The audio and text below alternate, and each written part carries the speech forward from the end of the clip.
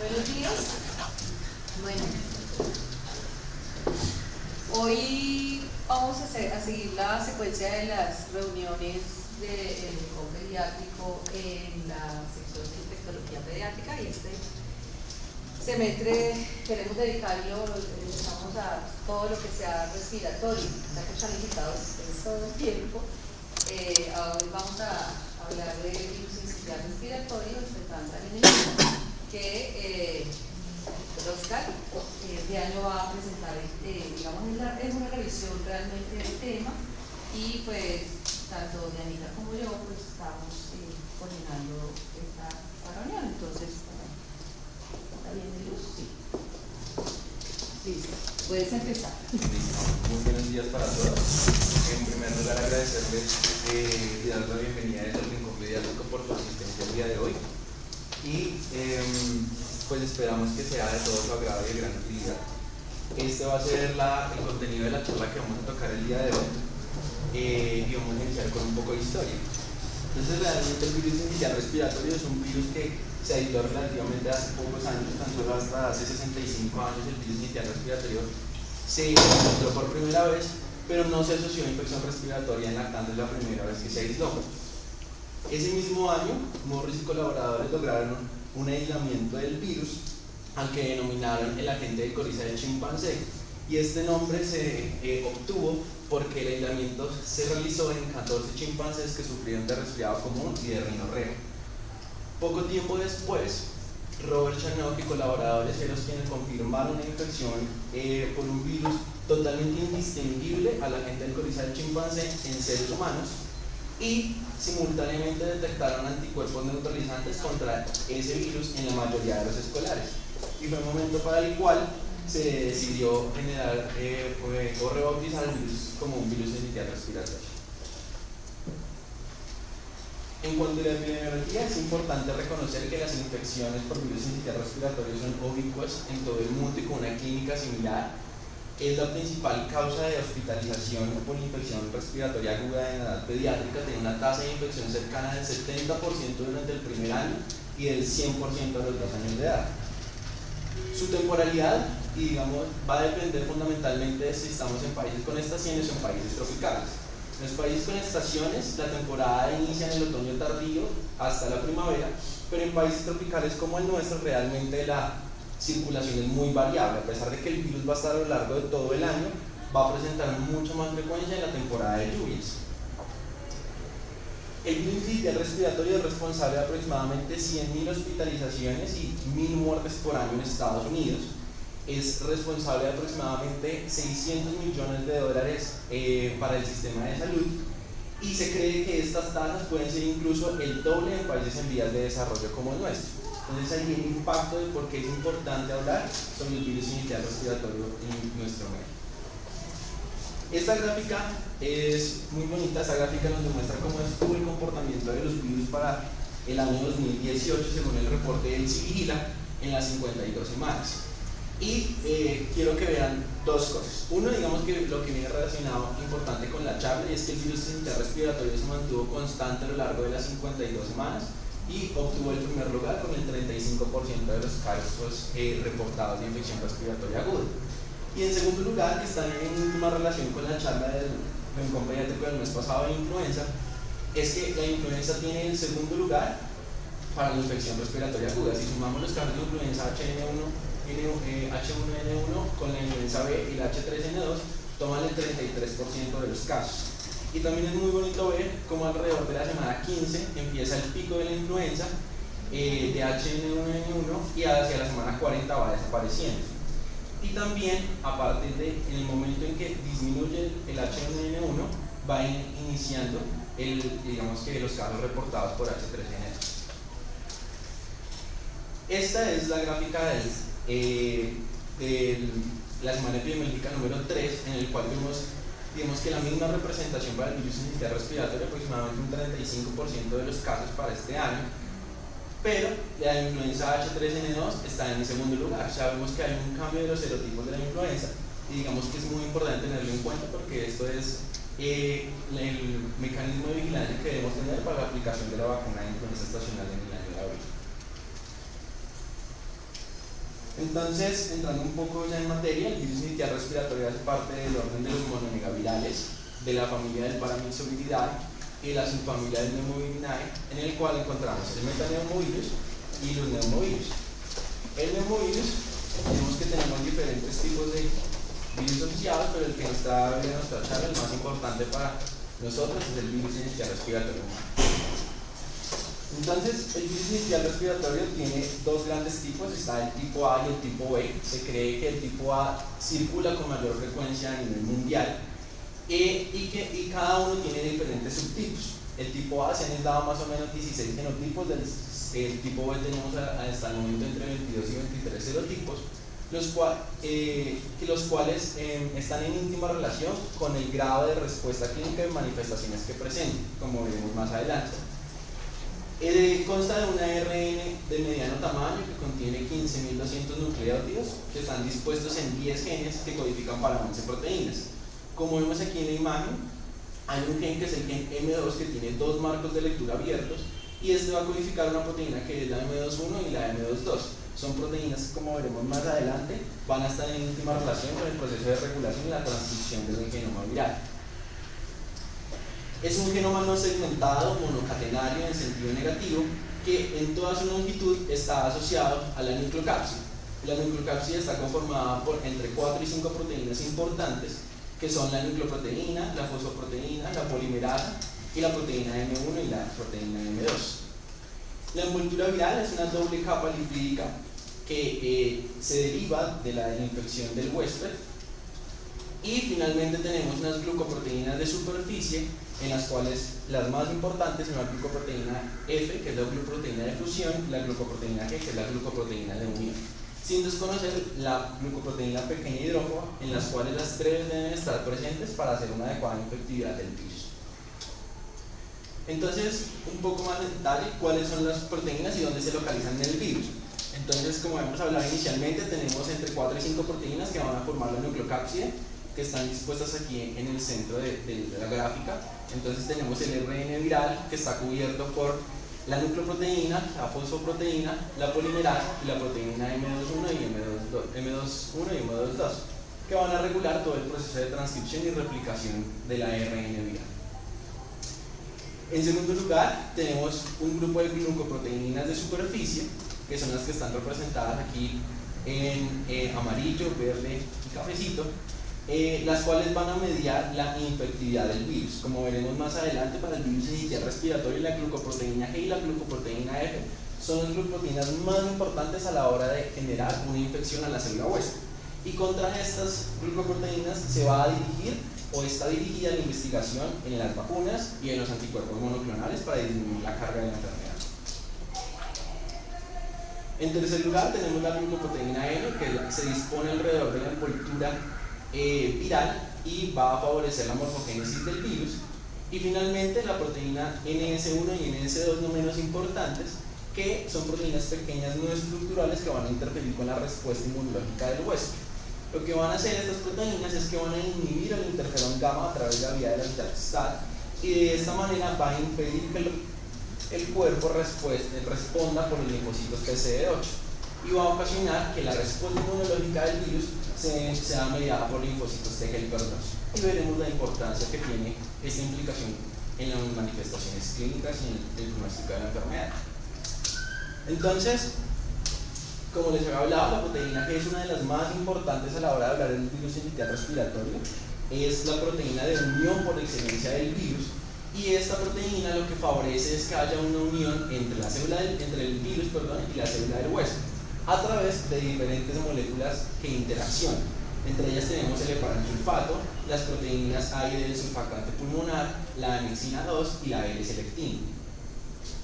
A su vez, al favorecer la unión entre el virus y la célula, va a generar una aproximación entre la proteína F y un receptor que es la nucleína, que, como veremos más importante, esto es vital para que ocurra la fusión del virus con la membrana celular de la célula huésped.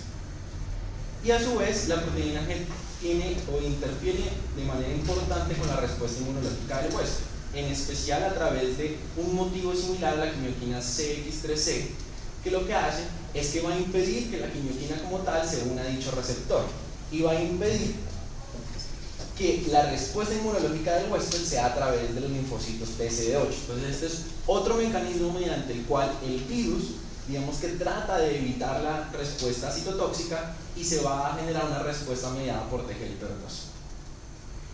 También hay un componente secretor, ese componente secretor de la proteína que neutraliza los anticuerpos por parte del huésped contra esta proteína y previene la ozonización. Entonces uno, digamos que inicialmente cuando le creería que la proteína G es un buen blanco para poder utilizarlo como medida de inmunización o como anticuerpos monoclonales. Sin embargo, es importante tener en cuenta que la proteína G es antigénicamente variable y solo presenta una homología cercana al 53% entre el subtipo A y el tipo B. O sea que si realmente dirigimos un blanco terapéutico contra esta proteína, estaríamos descuidando hasta el 50% de nuestros pacientes. Por otro lado, tenemos la proteína F. La proteína F es la proteína esencial para que ocurra la fusión de las membranas virales y la membrana celular. Y interactúa con el Toll-like receptor tipo 4 y con el CD14 de los monocitos, generando una cascada inflamatoria a través de la respuesta inmune innata con la liberación de citoquinas proinflamatorias como el TNF-alfa, la interleuquina 6 y la interleuquina 12. Es importante, y como lo veremos más adelante, que inicialmente la proteína F se sintetiza en una forma de prefusión que tiene una disposición de manera de filamentos. Sin embargo, una vez la proteína F entra en contacto con el receptor de la célula huésped, sufre un cambio conformacional y una excisión proteolítica que genera un cambio en la disposición de la proteína y le da una disposición de manera esférica, que es mucho más estable y que va a permitir la fusión de las dos membranas. Entonces, realmente la proteína F es generalmente conservada a lo largo del virus sitial respiratorio y por eso es un buen blanco terapéutico en inmunización y en anticuerpos monoclonales. Entonces, realmente, ¿cómo sucede, digamos que la interacción entre la proteína F y el huésped? Entonces, en el estado de prefusión, la proteína F está dispuesta inicialmente en forma de trímeros. Esos trímeros en su región N-terminal tienen unos epítopes o unos sitios antigénicos que son los que van a entrar en íntimo contacto con su receptor, que es la nucleolina.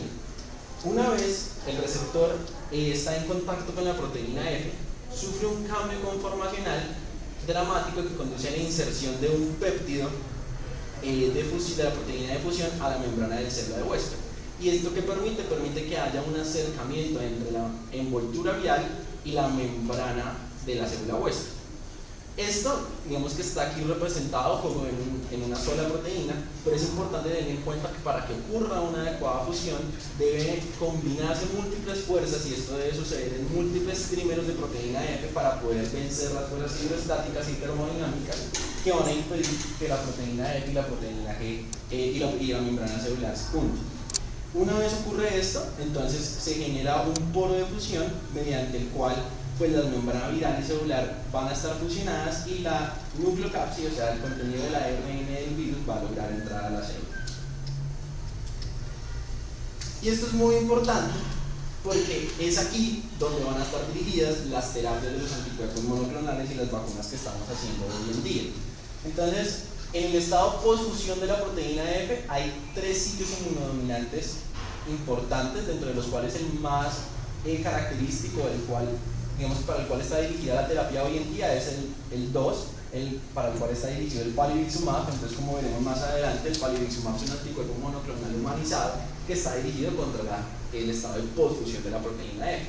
Sin embargo, y quizá un poco más importante para la investigación hoy en día, es que se ha identificado un sitio antigénico que ha sido denominado 0 en el estado de prefusión, o sea, en este estado de trímeros, que es mucho más estable y que ha permitido que en los pacientes, en los ratones y en los macacos a los cuales se les ha dirigido anticuerpos monoclonales contra este punto antigénico, tengan una respuesta de anticuerpos neutralizantes incluso 4 veces mayor de la que se logra con el palivizumab. Entonces, ¿cómo ocurre el ciclo de infección? Entonces, en primer lugar, ya vimos que hay una unión de la proteína F y la proteína G con la célula huésped, y eso sucede a través de diferentes moléculas.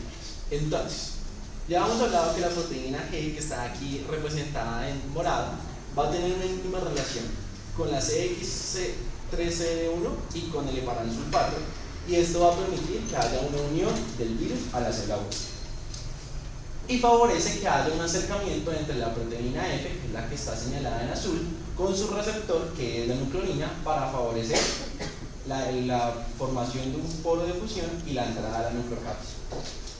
Sin embargo, también la proteína F interactúa con el receptor de los toll-like receptor tipo 4 presente en las células epiteliales del tracto respiratorio. ¿Y esto qué va a ocasionar? El toll-like receptor tipo 4 va a activar una fosfoquinasa que va a generar un reorganizamiento de los filamentos de actina, una activación de una proteína que es la RAP5, que va a generar una macropinocitosis, y este va a ser un segundo mecanismo menos importante, pero que debemos tener en cuenta para la entrada del virus a la célula huésped.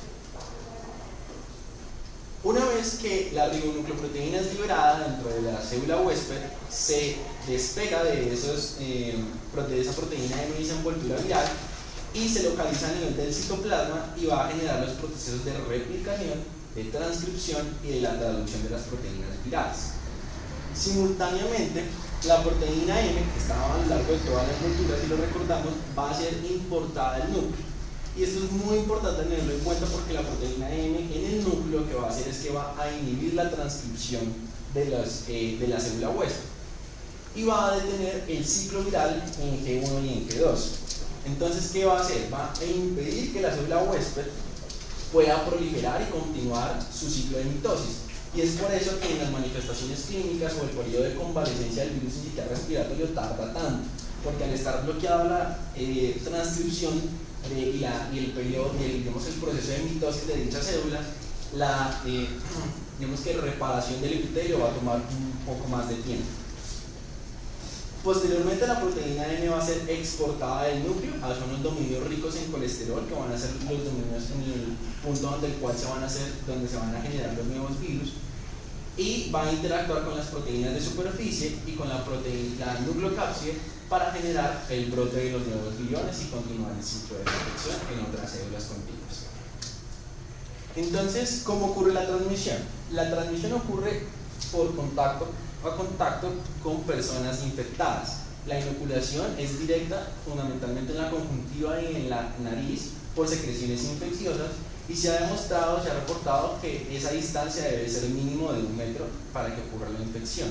Sin embargo, el mecanismo principal mediante el cual ocurre la infección en virus sincitial respiratorio no es la transmisión persona a persona, es a través del contacto con objetos contaminados con secreciones infecciosas.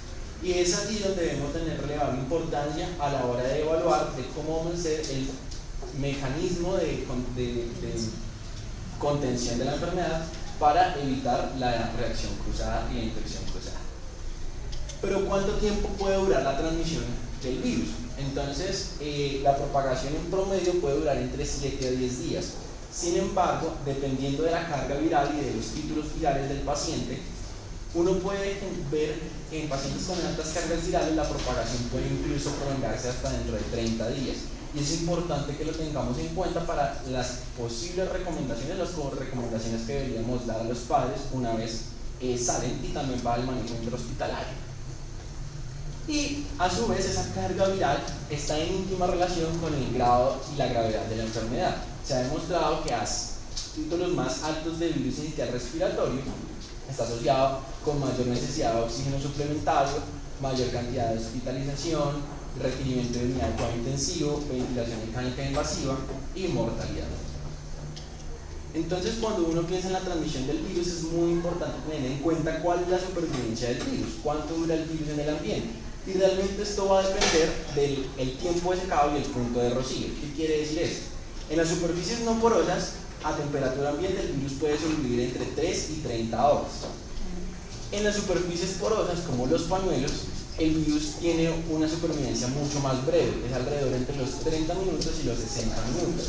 Y en las manos varía mucho de persona a persona, pero relativamente la supervivencia es bastante lábil y puede ser inferior a 1 hora. Entonces veamos que nuevamente hacemos un hincapié en que el mecanismo principal de transmisión del virus es a través de los objetos que están contaminados con secreciones por virus inicial respiratorio. ¿Y cómo ocurre la respuesta inmunológica del huésped y por qué es tan importante hablar de esto para ver las manifestaciones clínicas y cómo ocurre el daño citopático a nivel pulmonar y de los demás órganos alterados por el virus sitial? Entonces, inicialmente, el cuerpo tiene una respuesta primaria, una respuesta inmune innata, en el cual las células del tracto epitelial son infectadas inicialmente y estas responden con una producción de unas citoquinas proinflamatorias. Estas citoquinas proinflamatorias lo que van a hacer es un llamado de las células de los neutrófilos, de los monocitos y los eosinófilos y de los natural killer para tratar de controlar la enfermedad. Sin embargo, no hay un adecuado control de la enfermedad con esta respuesta inmune innata, y lo que va a pasar es que estas células van a terminar siendo infectadas también por el virus incisional respiratorio, ocasionando que haya una mayor cascada de respuesta inflamatoria con mayor respuesta de citoquinas proinflamatorias.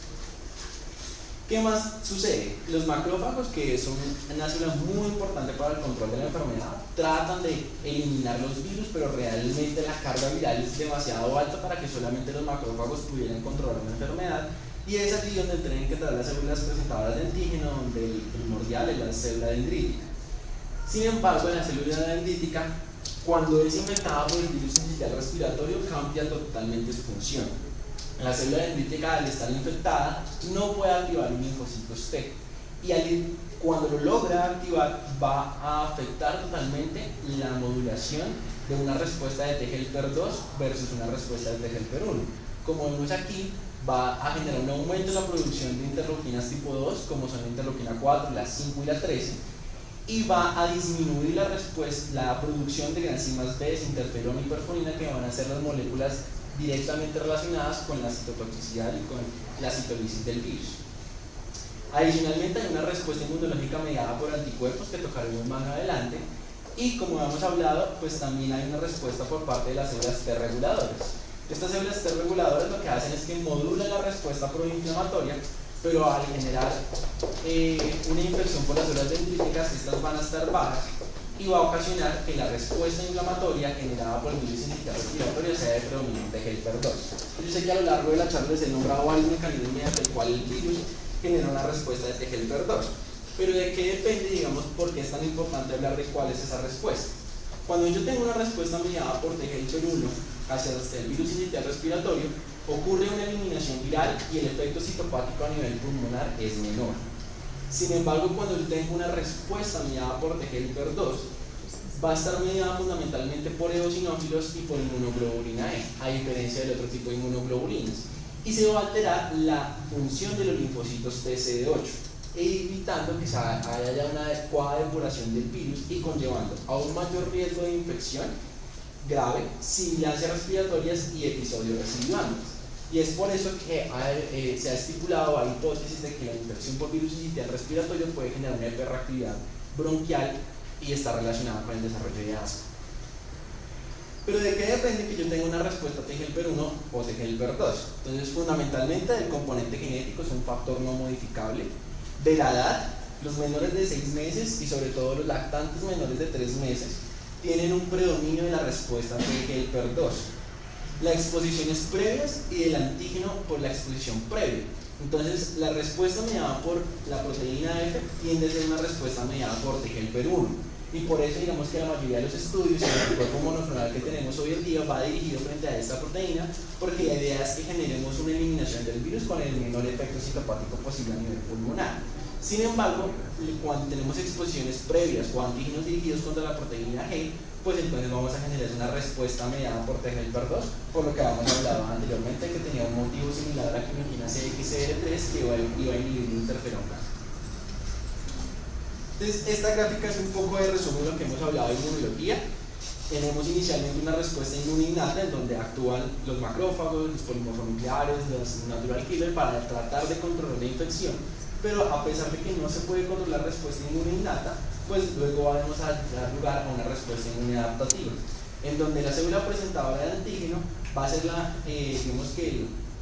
célula oro para poder generar una activación de los eosinófilos, del linfocitos TCD8 y la generación de anticuerpos para poder bloquear y controlar la enfermedad. Pero entonces, ¿cómo es la respuesta humoral del cuerpo? Realmente, la cantidad de anticuerpos que se generan hacia el virus sincicial respiratorio es incompleta. Y adicionalmente hay un amortiguamiento por parte de los anticuerpos maternos. Si bien se ha demostrado en alguna literatura que entre mayor anticuerpo materno contra el virus sincicial respiratorio ha logrado una disminución en la gravedad de la infección por virus sincicial, también se ha mostrado que dichos anticuerpos pudieran amortiguar los propios generados por el huésped. Entonces es bastante debatido, digamos, la respuesta humoral por parte del huésped. El huésped va a generar inmunoglobulina M, inmunoglobulina G e inmunoglobulina A. Sin embargo, como hablábamos anteriormente, es en pequeñas cantidades y ante una reinfección se produce una respuesta anamnésica. Recordemos que la respuesta anamnésica es aquella que es una respuesta mucho más rápida, mucho más eficaz y mucho más potente frente a un antígeno que previamente conocemos por una exposición anterior. Y solamente hasta 3 reinfecciones posteriores vamos a alcanzar un nivel similar al de los adultos que pudiese llegarse a extrapolar a tener anticuerpos relativamente protectores. Y esto se ve demostrado, digamos, que en este estudio en el cual tomaron un grupo de pacientes de 4 a 8 meses de edad versus un grupo de 9 a 21 meses de edad y se dieron cuenta que la cantidad de anticuerpos neutralizantes era de 8 a 10 veces menor en el primer grupo. Y eso, digamos que está en íntima relación con la inmadurez del sistema inmunológico en los lactantes menores. Y digamos que lo último que sucede en cuanto a los anticuerpos monoclonales es que realmente los pocos que se producen son de una inmunoglobulina tipo G1 que van a inducir una respuesta por T helper 2. Entonces, como ya vimos que toda la cascada del virus sincicial respiratorio está per se encaminada a generar una respuesta mediada por T helper 2 y a generar un efecto importante en el huésped. ¿Qué relación tenemos con el desarrollo del asma? Entonces, el virus sincicial respiratorio en las células infectadas va a generar una producción de interleuquina 33. Esa interleuquina 33 va a estimular la producción de las mismas interleuquinas que se han venido produciendo a lo largo de toda la infección y van a promover una hiperreactividad bronquial. A su vez, la infección repetida por virus sincicial respiratorio desde la vida temprana está en íntima relación con perder la tolerancia transferida por la madre al obstaculizar la función de los linfocitos T reguladores. Y por tanto hay una pérdida de la tolerancia de dichos alergenos y hay una hipótesis muy importante entre las infecciones repetidas y tempranas por virus sincicial respiratorio y el desarrollo de asma. Sin embargo, pues esto es estudio de investigación todavía. Y también es importante tener en cuenta que per se la infección del virus sincicial respiratorio puede generar una coinfección tanto de origen bacteriano como de origen viral.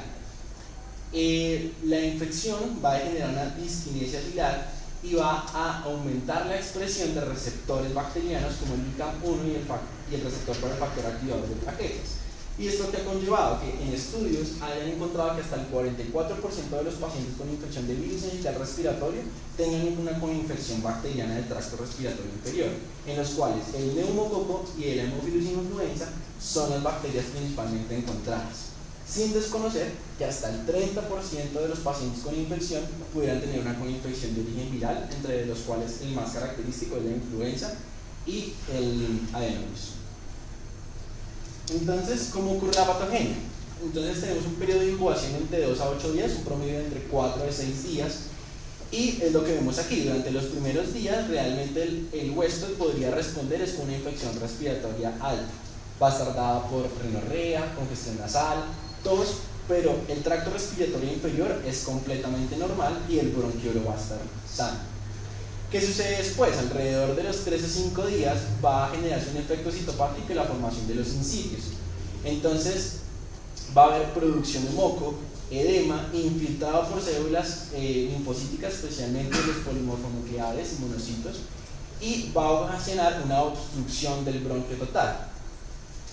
La vía respiratoria del lactante es mucho más vulnerable que la de un escolar o una persona adulta. ¿Pero por qué sucede esto?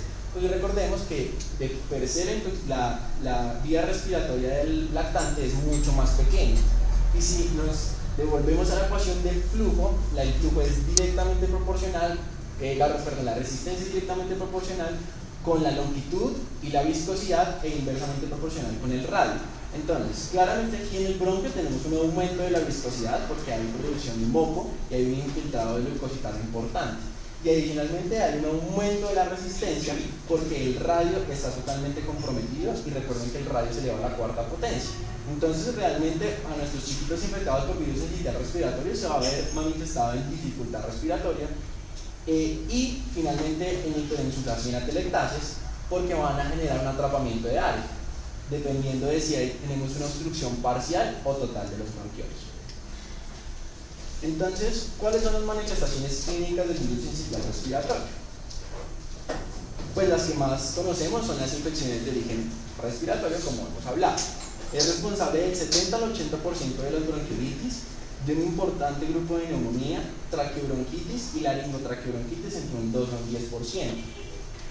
A su vez, se dice que entre el 75 al 65% de los pacientes entre el segundo y el tercer año respectivamente tienen una infección de la vía respiratoria alta versus un 20 o un 50% que pueden sufrir una infección respiratoria baja.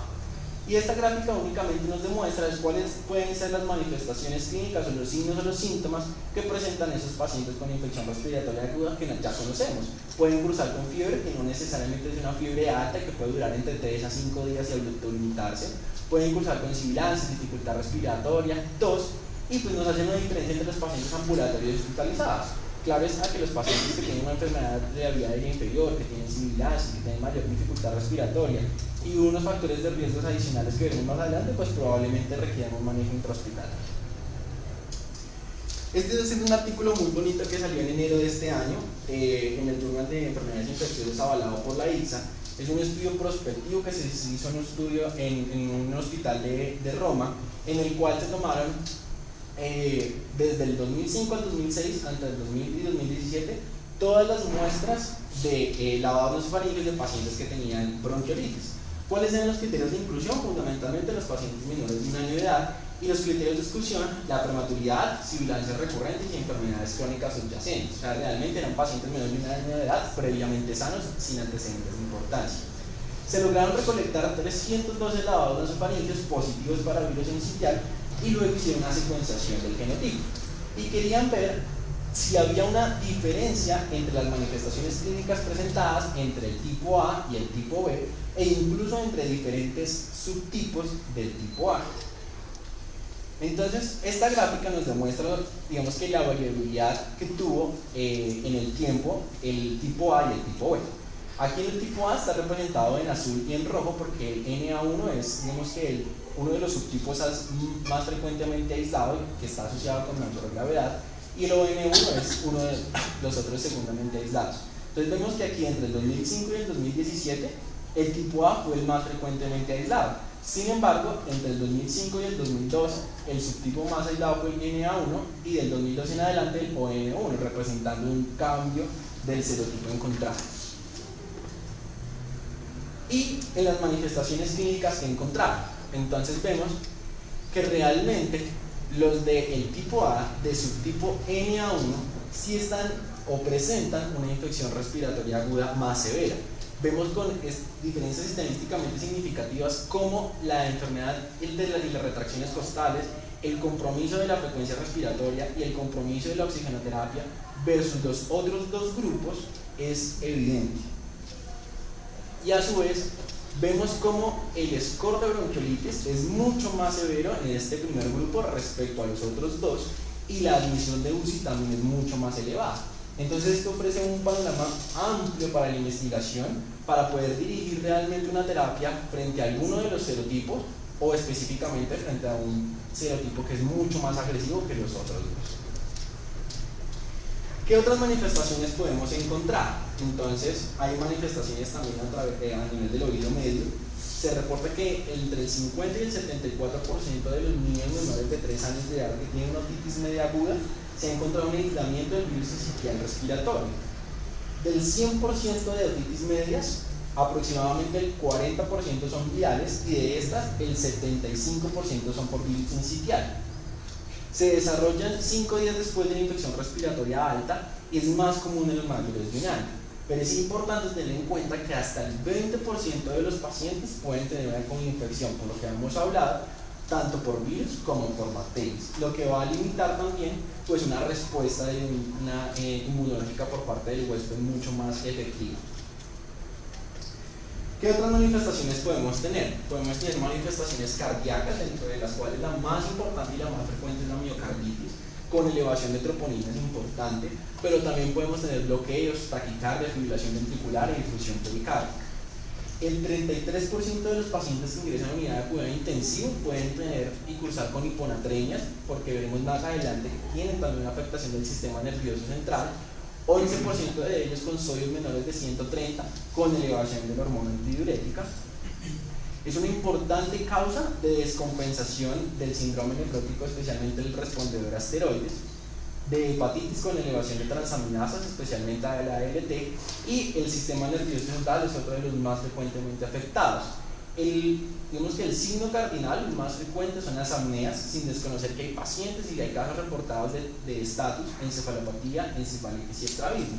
Pero ¿cómo ocurre esto? Realmente estas son hipótesis de cómo podría ocurrir la infección tanto a nivel del sistema nervioso central como de los otros órganos, y es que las células de la defensa que estaban a nivel pulmonar tratando de controlar la infección van a estar infectadas también por el virus sincitial respiratorio y van a viajar por el torrente sanguíneo junto con las citoquinas proinflamatorias a nivel del encéfalo, y allí van a generar una infección también de las células del sistema nervioso central.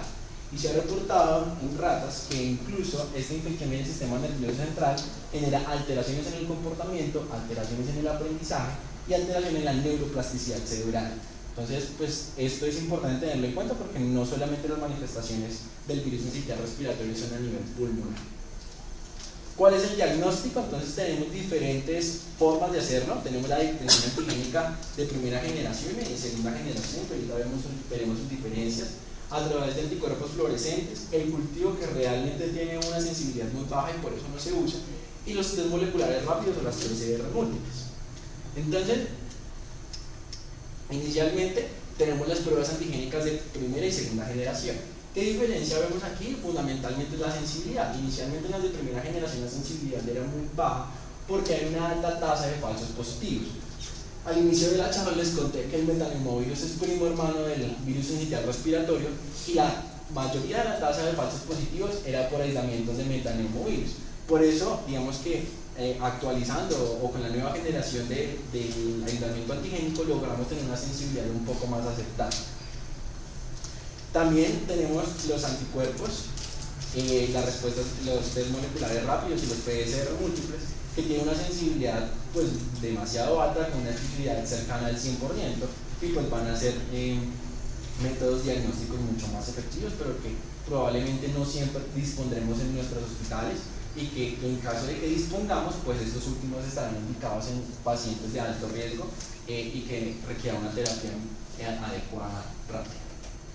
Entonces, en cuanto al tratamiento, el tratamiento es meramente de soporte, igual que en la bronquiolitis: oxigenoterapia, hidratación, asegurar una adecuada nutrición a través de lactancia materna, una adecuada permeabilidad de la vía aérea, y pues claro está en total debate el uso de medicamentos, de usar betadosona helado, el uso de las micronebulizaciones con adrenalina, con epinefrina y con glucocorticoides. Sin embargo, se escapa del objetivo de la charla y por eso pues no haremos hincapié en ellas el día de hoy.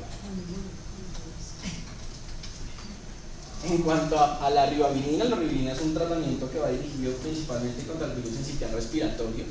Es un análogo de nucleócido que lo que va a inhibir es la transcripción y la replicación del ARN viral. Pero es aquí cuando debemos tener una balanza entre realmente el costo del medicamento, que es altamente costoso, la exposición ocupacional versus la eficacia. ¿Por qué la exposición ocupacional? Porque la ribavirina tiene unas importantes reacciones adversas del medicamento, donde las reacciones cardiovasculares y sobre todo la teratogenia de mujeres de edad fértil es algo que hay que considerar y que hay que poner en la balanza y a la hora de enfrentarnos a usar este medicamento. Y si evaluamos cómo es la eficacia, hay que usar otra balanza, que realmente si hay una disminución de la gravedad cuando yo uso ribavirina versus a los que no los uso, si hay una disminución de la propagación viral, de la estancia hospitalaria, del requerimiento de oxígeno, de la ventilación mecánica. Y pues eso se ha estudiado mucho, y esta revisión sistemática de proteínas es un poco vieja, del 2004, pero concluyó que los estudios carecen de potencia para poder ofrecer recomendaciones y estimaciones confiables de los efectos benéficos o no benéficos de la ribavirina.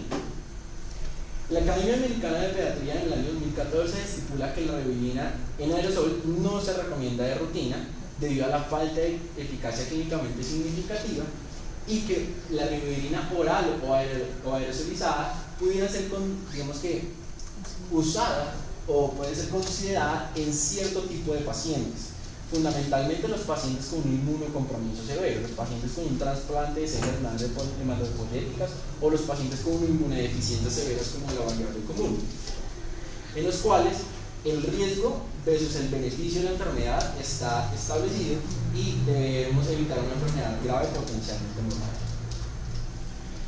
¿Qué otros tratamientos tenemos? Digamos que estos son blancos terapéuticos que están en estudio, dirigidos contra la fusión del virus, ya sea contra la inhibición de la glucoproteína G, contra la glucoproteína F, o anticuerpos monoclonales que van a impedir la adecuada fusión del virus, o medicamentos que van a ir dirigidos fundamentalmente a inhibir la replicación y la transcripción del virus.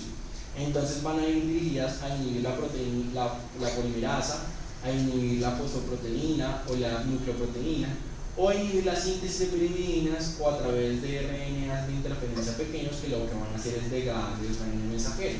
Sin embargo, pues todo esto está en investigación y ninguno de estos medicamentos ha sido aprobado y ha sido estudiado todavía en humanos.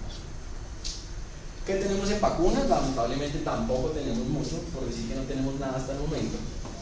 La primera vacuna fue, digamos que, inventada hacia el año 1960, o sea, incluso pocos años después de que el virus sincitial respiratorio fue aislado, y fue inactivada con formalina. Pero a los pacientes a los cuales fue administrada la vacuna tuvieron una infección pulmonar severa y tuvieron más mortalidad que los pacientes que no recibieron la vacuna. ¿Y por qué sucedió esto? Porque la vacuna per se generaba una respuesta de que el PER2 aumentara, y como vimos anteriormente a lo largo de la charla, generaba un mayor daño pulmonar y por tanto un aumento de la morbimortalidad. Entonces, la vacunación es un trabajo de investigación. En este momento hay vacunas que están dirigidas contra la proteína F, contra la proteína G y también a través de vacunas vivas inactivadas con el fin de lograr la mayor cantidad de anticuerpos neutralizantes. Sin embargo, hasta las últimas vacunas que se han demostrado han logrado entre el 40 y el 50% de anticuerpos neutralizantes, lo cual realmente es preocupante. Finalmente, tenemos el palivizumab. El palivizumab es un anticuerpo monoclonal humanizado que va dirigido contra la porción o el estado de posfusión de la proteína F. Requiere 5 dosis con un intervalo de un mes y la dosis es de 15 miligramos por kilogramo intramuscular. Se ha demostrado que el palivizumab genera una prevención de la enfermedad respiratoria aguda, reduce la hospitalización y el ingreso a unidad de cuidado intensivo con un riesgo relativo y con un intervalo de confianza aceptable. ¿Cuáles son las indicaciones? Según la Academia Americana de Pediatría del 2014 y el del 2018 tenemos 5 indicaciones claras en las cuales la evidencia soporta el beneficio del uso del palivizumab en estos pacientes con alto riesgo. Tenemos en primer lugar los pacientes menores de un año de edad con displasia broncopulmonar, definida como los menores de 32 semanas de edad gestacional que requirieron oxígeno suplementario por 28 días o más. En segundo lugar, tenemos los pacientes menores de 2 años de edad con displasia broncopulmonar, pero que requieren un manejo para su enfermedad dentro de los 6 meses previos al desarrollo de la temporada de virus sincitial respiratorio. El tercer grupo es todo paciente menor de 29 semanas de edad gestacional durante los primeros 12 meses de vida. Los pacientes menores de un año de edad con cardiopatía congénita no cianosante que tengan un compromiso hemodinámico a partir de su cardiopatía, y los pacientes menores de un año con cardiopatía congénita sin importar si es cianosante o no cianosante, pero que realmente la repercusión a nivel pulmonar sea importante, con una hipertensión pulmonar moderada a cero. Hay otro grupo de pacientes entre los cuales hay una recomendación de usarlas. Sin embargo, la literatura todavía no es del todo fuerte como en este grupo señalado en azul. Dentro de ellos tenemos los menores de un año que tienen anomalías anatómicas pulmonares o trastornos neuromusculares que van a impedir que haya una adecuada movilización del moco y por lo tanto pueden estar asociadas con infecciones respiratorias graves por el virus sincitial. En los menores de 2 años de edad con inmunocompromiso severo durante la temporada de virus sincitial y los menores de 1 año de edad con fibrosis quística, con enfermedad pulmonar crónica y o un compromiso nutricional importante definido como un percentil menor a 10. Aquí dentro de esto se nos escapa a los pacientes con síndrome de Down. Realmente la Academia Americana de Pediatría dice que no hay una adecuada, que no hay una recomendación para la aplicación del palivizumab en los pacientes con síndrome de Down, a menos de que ellos tuvieran alguna de estas otras comorbilidades o algunas otras condiciones que sí los llevara a aplicación del palivizumab, pero por sí solos no debería aplicarse. Y finalmente el control de la infección. Entonces es importante llevarnos a casa que el control de la infección por virus sincitial respiratorio requiere de unas precauciones de contacto y de unas precauciones por gotas. Entonces es importante el lavado de manos, el uso de mascarilla facial, guantes, gafas, batas y mantener a los pacientes en habitaciones individuales o en unas cohortes aisladas. Se ha demostrado que digamos, la distancia entre cama y cama entre los pacientes aislados debe estar alrededor entre 1 y 2 metros para lograr evitar las coinfecciones, y es importante evaluar la adecuada educación por parte de los padres y dar recomendaciones de evitar la asistencia a guarderías, evitar las visitas y el tabaquismo. Entonces, para finalizar, mensajes para llevar a casa. El virus sincitial respiratorio representa la principal causa de infección respiratoria aguda en pediatría. No se limita únicamente al compromiso pulmonar, sino también el compromiso de otros sistemas. Las manifestaciones clínicas y el compromiso pulmonar están en relación con el grupo y el subtipo del virus sincitial respiratorio. Las medidas de soporte, oxigenoterapia y hidratación son el pilar del manejo. Y la prevención es un objetivo de investigación con el fin de disminuir la mortalidad por virus sincitial. Muchas gracias.